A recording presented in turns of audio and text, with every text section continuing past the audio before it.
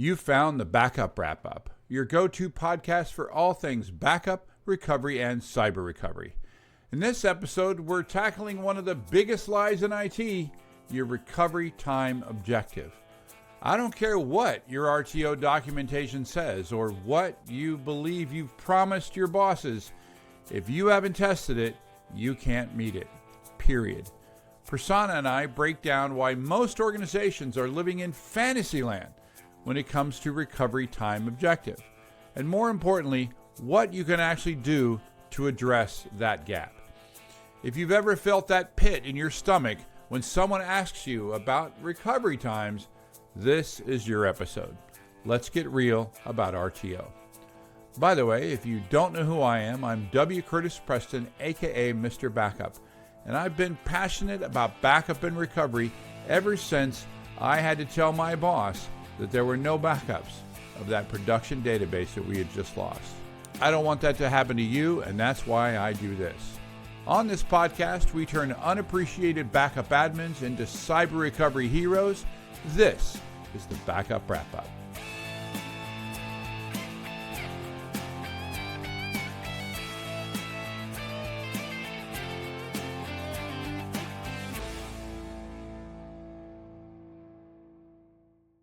Hi, and welcome to the Backup Wrap-Up. I'm your host, W. Curtis Preston, a.k.a. Mr. Backup, and I have with me the rarest of all beasts, lately anyway, Prasanna Malaiyandi. How's it going, Prasanna?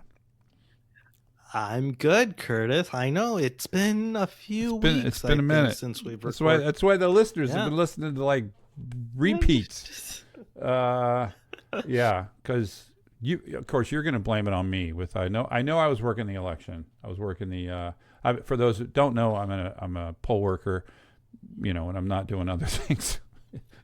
Site manager. Yeah, I am site manager of the Bonzo Vote Center in San Diego, and so we did have our special election, and so I worked for 11 days, not including the setup and teardown day. So I've been a little busy. And how many voters? Yeah, you've been a little busy, and how many voters? Yeah, did you have this? We had like 75 over the first 10 days, and then on the last day we had about 400. Man. which is a lot. And I love democracy. I love people. I want everybody to vote. If you don't vote, you don't get to bitch. That's my. But please don't wait till the last. Yeah, for the love of God, look into your site. Your state most likely has early voting. Look into early voting and early vote, or vote by mail. Right? Those 400 people could have come any time in the previous 10 days, and they could have voted just the same. Anyway, so please vote. Welcome back. Yeah. So I wanted to. We're going to kind of we're kind of redoing things after a couple different phases here, and we're going to just try to do some hot topics that. I think are important. And one of them that we're going to talk about this week is RTO, and specifically, which recovery time objective, of course. Return to office. What? Return to office. So we're going to talk about return to office. And then, what it is and why it's fantasy for most people, and then what they could do, to address that. So first off, you want to define recovery time objective? Yeah, it's basically your objective, right? Your goal for how long it should take you to recover from some disaster, right? And get back to a good known spot. This is including things like recovering your data, reconfiguring your network, right? And different disasters might have different recovery time objectives. So it's also important to remember, like recovering a file may be a lot less in terms of RTO than, say, recovering an entire data center if something happens. Yeah, it's interesting you brought up that. That's actually a hotly debated topic as to whether or not RTO should ever change. I agree with you that the RTO is situationally dependent, and that if you've been attacked by ransomware, for example, there's no way you're going to meet sort of what I would call a normal RTO.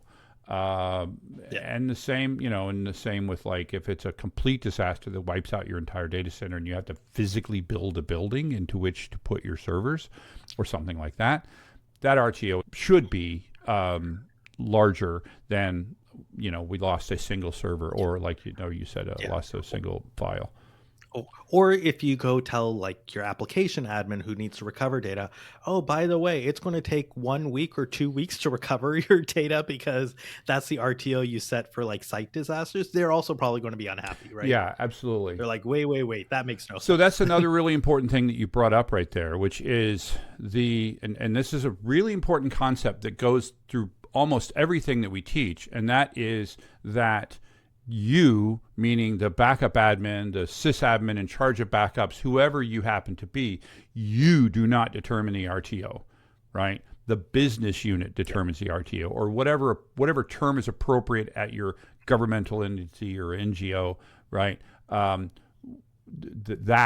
is the entity that determines the recovery time objective, because it's based on finances, right? It's based on like if it's a business, it's based on how much money are we going to lose while we are down, right?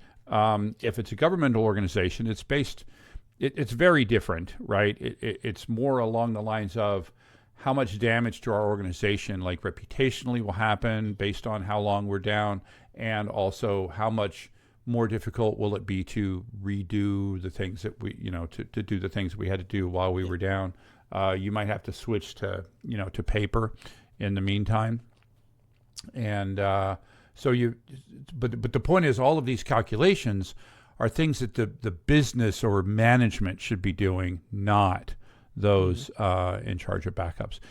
What role do you think the backup people play in determining recovery time objective? I think it is basically to figure out, okay, based on what the business has asked for, say they come back and say, okay, my recovery time objective is 1 day, right? Based on that, here are some options that we can do technology-wise. And I think their goal is to come back and say, okay, here's how much it will cost you if you want to support that recovery time objective. Yeah, and in the very beginning, this is going to be ballpark numbers, right? The first thing I would say is you come back and you go, okay, you've asked for A, we do B, right? We do A times 4, right? Yep. So, let me ask you this: why do you think? I have my opinions. I'm curious. Why do you think most organizations, if they have an RTO, or even if it's poorly documented, et cetera, if we have an agreed upon RTO, why are most organizations completely unable to meet that RTO? Well, the biggest thing is they probably haven't tested to understand, like, is it actually, like, and that's why I said, like, when you ask the definition of RTO, right, it's your desire, it's your objective. It doesn't mean what you will actually hit, because there are so many other things involved. Like we talked about, maybe part of your RTO is just bringing back the data or the application, but then what about like making sure I'm able to procure the servers to recover or get those up and running? Maybe I need to bring up Active Directory or Entra or whatever it's called now, whatever Microsoft calls it now. It was rebranded while we were on this recording. Yeah. Right. But all of these other things, which maybe you don't necessarily have control of, and maybe you're only thinking as a backup admin of, hey, I need to recover the application or just the data, restore the data. Well, and also in addition, and again, let's make sure that we say that the recovery time objective has been met or not met when the application is fully up and running and available for use by the user, right? It's not, oh, well, I did my restore. We got a 4-hour RTO. I did my restore and it only took 4 hours.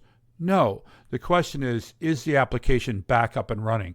And that includes, like I said, any hardware procurement, which hopefully you're doing in the cloud, but any hardware procurement, any stuff you got to do, and if we're talking about ransomware, all of the stuff you got to do to make sure that the server is ready to be restored, and the restore, depending on what type of thing you're recovering from, the actual restore may be the smallest part of the recovery time actual, the term that we use. based on your sort of consulting, working Yeah. with clients, and also having Hmm. done this, right? What would you estimate is that ratio between time to actually restore the data or the application versus the end-to-end RTO? Like, and I'm guessing it's going to Yeah. change significantly, If we're but not talking about ransomware, it's like 80-20, right? okay, Meaning 80% of the time spent doing the restore, the other restore. 20% in a modern day scenario where we're probably going to do this in the cloud so that we can, snap our fingers and we have the hardware that we need. We're doing the restore. It's well tested, although often it is not, right? And then there's some amount of time to do some initial functionality testing to make sure that all the dependencies have been met, and then and then we're ready to roll, right? So I'd say it's like 80-20 in a ransomware Okay. scenario. It's like 10-90, Yeah. right? Yeah. Because you're going to spend most of your Yeah. time making sure that you're recovering to a pristine environment. Yeah. And I think that's one thing you just touched upon in your previous statement, which was like sometimes things change, right? And we are talking and sort of like understanding why do most people's RTOs not meet what is expected? Do you want to touch on some of Well, those? Because I know you. yeah. So I'm going to say the Yeah. number one reason is that they simply don't have a backup or disaster recovery system that is capable of meeting that RTO. Just period, right? They didn't do, and this is quite possibly they. I remember when I go back 30 years, right?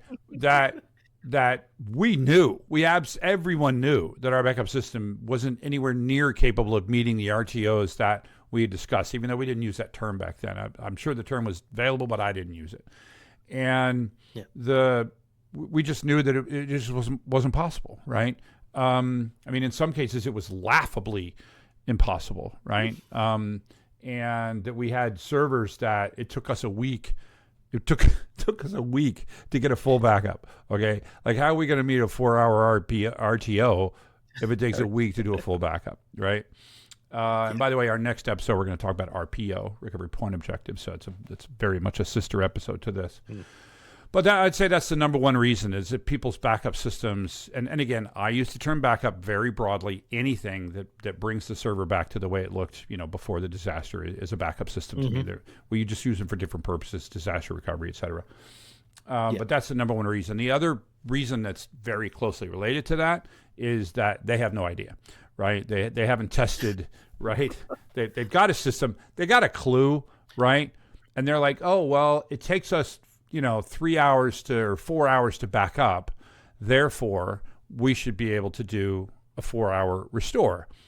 There's a lot of ifs in that, right? Yeah. The other thing is, as you know, restore is often a lot slower than backup, right? For a number of reasons that are all over the place. They The biggest is like incremental backups these days, right? Forever incrementals, right? That I would probably say is the biggest thing. Yeah, you're piecing together a restore from many stuff. I think if you have a proper design, that alone shouldn't impact you. If you are doing sort of the old school full restore followed by each incremental restore, and that means you're actually restoring some files multiple times, then absolutely, right? If you're doing if you have a system that is properly developed, right, that fixes that issue, where if we know a file has changed, then we're not going to restore that file multiple times. We're just going to restore the latest version of the file. If you have that, that's not really the problem. But you do have the issue of dedupe, right? You have the dedupe tax that quite often really rears its ugly head when we go to do a restore. Now, why would that be? Why would that be the case, Prasanna? Because when you're deduplicating data, you're throwing away a whole bunch of data. But the problem is when you need to read it, you're basically doing random reads across the entire system in order to be able to recreate that single file, because you might have old blocks from one part of the disk and a different part of the file from a different part of the disk. And so you end up with all these random reads, which, as we know, hard disk drives are not very good at doing random IO. Yeah, it's the ultimate fragmented file system, right? Yep. You're absolutely guaranteeing that everything you need is everywhere, right? That is absolutely one of the cases. And if we're coming from tape, right, which is probably less likely for most people, but if we're coming from tape, then we really do start talking about that the forever incremental stuff, and because you're having to load all these tapes. But also there's network can get in the way. There's also, depending on what RAID we're using, right? If we're using RAID, and we're using RAID, right? Everybody's using RAID. Yeah. So depending on whether or not you opted for, does anybody opt for RAID 10 these days? I don't know. I don't think so. I think everybody does RAID 6, right? Or something, Yep. RAID dual parity or whatever. Yeah. And that has a write penalty, right? So for a number of reasons, restores are often slower than backup, and you will never know until you do what, Prasanna? You actually test it out. And again, go ahead. And I'm gonna bring out a story. Going back to my first, the first time that things were really, really bad was that time when we had a new backup system and we had used a compression feature on the way in, and it was software compression. And long story short, when we went to we went to do the first major restore after we needed it, right? We didn't test restores. We only tested backups. And when we went to do it, it was a DDS, and it was like blink, blink, long pause, right? Wait. Blink, blink. And once we called into support, and they were like, yeah, it's working as designed. And basically, we had not tested this at all. And not only was it slow, it wouldn't work. It was just literally, without taking too much time, it just literally wouldn't work, right? And unless we like tripled the size of RAM or something, right? And so yeah, you just do not know how your system is going to perform until you go to do a restore. Yeah. And one thing similar to that story is you should also do a realistic restore test. Don't just be like, oh, I'm going to just restore a file, or I'm just going to restore a VM. I'm good to go. Yeah. Right? Because that may not be a realistic scenario for when you have to recover a full application suite or your entire environment. So make sure you're doing the right type of testing. Yeah, absolutely. If you are doing any restore it should testing. be whatever the thing is that we're setting the RTO for, right? You don't have to restore the entire environment, but you need to do representative restore tests, right? Entire servers, entire environments, entire recovery groups. What's a recovery group, Prasanna? It is a group of things you need to restore in order for your application to come back. So it might be your database server plus your storage plus your Active Directory or system, right? Plus whatever else is needed in order to get that production application back up and running. And so that becomes important too. I was actually going to comment on that because there's an order of operations you have to do. And so you have to account for that when you calculate your RTO. It's not like, oh, I can just restore my database, have it up and running before I have Active Directory up and running. It's not going to work. And by the way, one of the things that prompted this episode, Kaseya did a 2025 State of the Backup Industry, and they said that more than 60% of respondents believed that they could recover in under a day. However, only 35% could actually do that in reality, that's quite a gap there. Another interesting thing was that only 10% of businesses reported no outages in the last 12 months, which means that 90% tested their backup systems the hard way. Not quite as hard as our Alaskan friend, but which for those of you that haven't heard that episode, he tests his DR system by deleting the entire server, the entire data center, and then restoring. And that was his first test. And it was like, gee, I hope it works. Don't do it like that. But hey, it worked out well. Yeah, exactly. Right. And remember, again, going back to the things that fit into the RTO, right? You also have to include things like detecting that there's a problem, right? Because the RTO clock starts the moment the outage happens, not the moment the restore happens, right? So the moment you have the outage, and then you're like, what's going on, right? Because so many times the symptom that gets your attention has nothing to do with the thing that actually went bad, right? I mean, it does have something to do with it, but it's not the thing that went bad, right? So you got to figure that out. You got to understand how bad it is. If it's a ransomware attack, again, you got to figure out, how bad this, how big the scope is. You might have to get approvals, all these different things, right? Yeah. And just one thing to add to that, because I was thinking about what was the company, Rackspace, right, with their hosted exchange, right? I think one of the things to also consider when you're thinking about RTO is, in order to bring my app back up and running, do I need to restore all my data? As an example, maybe I only need a subset of my data in order for my application to come up, and I can solely backfill all my old data that's archived or other things like that, and I can still get people up and running and ready to go without waiting for everything to be done. And so there might also be slight nuances depending on the application and what the expectations are. Yeah, the other thing I would say regarding that Rackspace outage, if you're in the middle of your recovery or you're about to begin your recovery, don't change all the rules, right? And in their case, they're like, we tested how to do this recovery, but just before they went to do the recovery, they're like, what if we just move everything over to Microsoft 365, right? And it's like, oh, well, that would mean that we have to basically you can no longer restore the Exchange databases directly into the user. You'll have to restore it and then migrate the data over individually, which is a much bigger process. It's going to just take much longer, and it ended up taking months, you may recall, and there was some lawsuits regarding that. So make sure that whatever scenario in which you do the testing, you have to do the testing. So I know we talked earlier about that 24-hour RTO for some businesses, but there are some industries, right, where even seconds make a big difference, right? Yeah, definitely. Like you worked at one. Yeah, definitely, like financial trading firms, banking organizations. The more you can attach a real number, when you can say 1 hour of downtime costs us this much, if you can do that, if the business can do that, $1 billion. $1 billion. Yeah, I'm sorry, I got to do the pinky, right?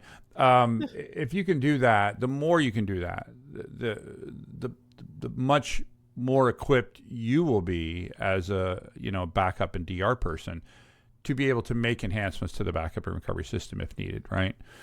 So let's talk about some of the things that you could do to close this gap. Obviously, the first thing is if you can have an iterative discussion on, okay, you said you want 1 minute, we can do 10 hours, right? Let's figure out, let's get the RTO set to somewhere near, realistic that we can actually meet, right? And you can say we're going to set the RTO for now at this. We're going to move towards a better RTO at a later time. Any thoughts there?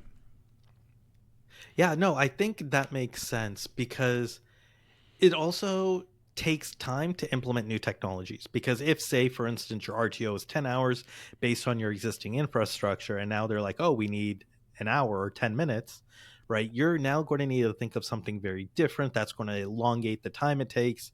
And so it really is important to ask the question, do you need 10 minutes? Yeah. Right. Or can we start with something and then everybody's going to say 0 and 0 for your RTO and RPO, right? So it's just, you got to justify it, and you got to say, well, if it's really worth $10 million every minute, then you need to give us, whatever the number is, right? So then if we're going to do testing, if we can automate that testing, the more we can automate testing, the more, the better that things are going to be. Doing it very regularly, doing it small. It's sort of like the same as opinions that I have on testing it's kind of like in cybersecurity where you have a company that actively tries to send phishing tests to the users to see if they fall for it, right? Same thing here, where over there, more frequent smaller bite-sized testing is preferred to the once a year I have to do this and it takes 2 hours, right? Keeping it on the mind, keeping a recovery mindset is really important. So I think regular DR drills is part of that.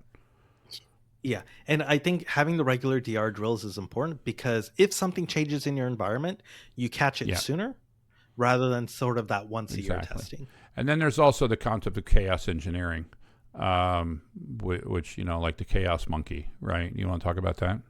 Yeah.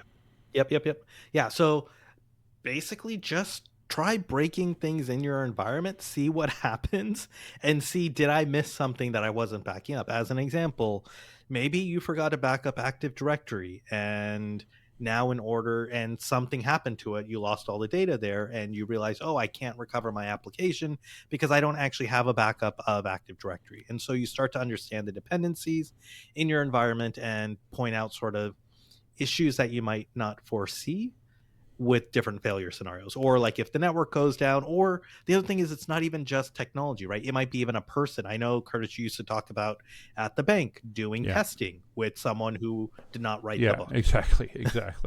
Well, back then I didn't write the book, but I wasn't Mr. Backup yet. I was Mr. Backup Junior. And then the idea is if you do this, the whole idea of doing this on a frequent basis to get better at it, to create and improve your run books, to create and improve decision trees. What do we do when this happens, right? We didn't talk at all about tabletop exercises. Those are obviously a great tool here. Do them at lunch, do them so that they're not do them frequently and smaller. Where the whole world isn't, don't do them like just before your performance review time, which makes them like much more stressful. Do them frequently and have fun at it and then learn from it and improve your run books, improve your decision trees, cross-train your teams, do what we were talking about before. Don't rely on one person, because that one person might not be available. At that time, right? And then measure, measure and report reality. Here's where we are. Make sure that everyone is on the same page. We've asked for this. We've agreed to this for now. We would like to get to here. Here's where we are. Report those gaps, and then let business leadership decide what to do about that. It is not your responsibility. Right. I do remember feeling bad because the backup system wasn't capable, but it's like, I'm not magic. All I can do is make recommendations. Right. And I do remember, by the way, when I had a shell script that was doing everything. Right. We had 50 servers, and I was doing all this with a Unix, shell script. Right. And at some point I couldn't, but all of it was based on that each server could fit on a tape drive. And then one day we bought a server that it didn't fit on 50 tape drives, right? On 50 tapes. And it just, that and other servers that weren't quite that bad, it just broke my ability to do it. Right? And I said, I can't do that. And I just went to the boss and I said, hey, I can't do this. And she said, well, aren't there commercial products that do this that we can spend money on? Oh, because you were flipping. I was flipping out is what I was doing. And I remember feeling like a failure because I couldn't fix this, right? I wasn't that good at scripting. I don't think anybody could deal with the 50, right? But I remember at the time feeling like a failure. And I guess I'm saying try not to feel that way, right? Go and give an honest assessment of where you're at. And even if you're the one that put you in that scenario, right? I remember another story of a guy that told me that he bought a particular vendor's dedupe product that had a 90% dedupe tax, meaning that the restore speed was 10% of the backup speed. And he's like, I don't know what to do. I'm like, well, you have to tell your boss. And he's like, I'm the one that recommended the system. It's okay. You got to be honest. Because you can't get there from here if you don't address that, right? Yeah. So one question I wanted to ask you, Curtis, there is a term though, right? So you have your objective, and then you have okay, you're doing these tests. You actually figure out okay, this is how long it takes. There's a term for that though, and I don't think it's widely No, used it's nowhere in the near. industry, but I Yeah, think it's very nowhere important. near as Do you want to talk about it? thanks. Nowhere near as widely used as RTO, right? And it's RTA, recovery time actual. Some people say recovery time reality. It doesn't matter. Just have a different term. Don't say our RTO is an hour when what you're saying is this is how fast you can recover. Your RTO is your objective, your other thing. I don't care what you call it. Recovery time actual is good. This is where we are. The difference between your recovery time actual and your recovery time objective is the gap that you need to address with whatever changes in process, documentation, or quite possibly enhancements to your backup system. Yeah.